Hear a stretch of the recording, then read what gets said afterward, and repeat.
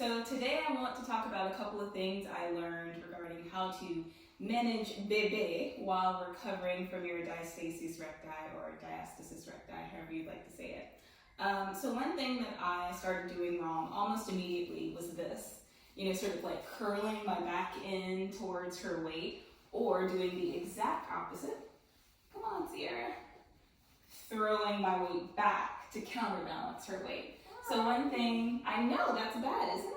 So one thing you want to think about doing is keeping your ribs stacked over the front of your hip point, so you're dropping your ribs, and using more of your arms and your shoulders to support her body weight instead of like leaning against her.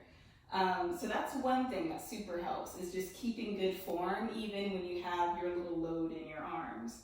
Secondly, try to pay attention to how you're getting up and down off the floor. Without this situation going on, you can just bend over, pick up something heavy, and you're fine. Not exactly.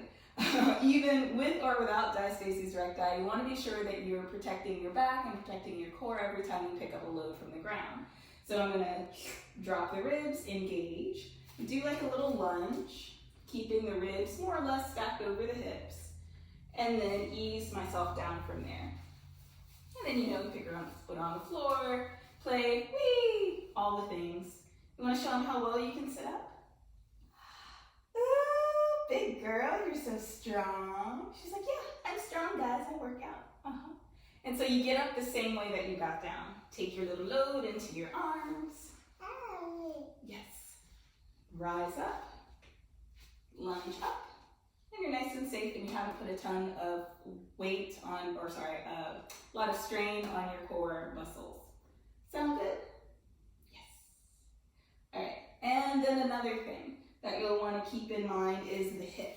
So she's a little small now, so I don't do that just yet, but as she gets older, especially with older, heavier kids, you kind of notice moms doing this thing. Well, it obviously throws your hips out of alignment, and it takes the support out of your core muscles.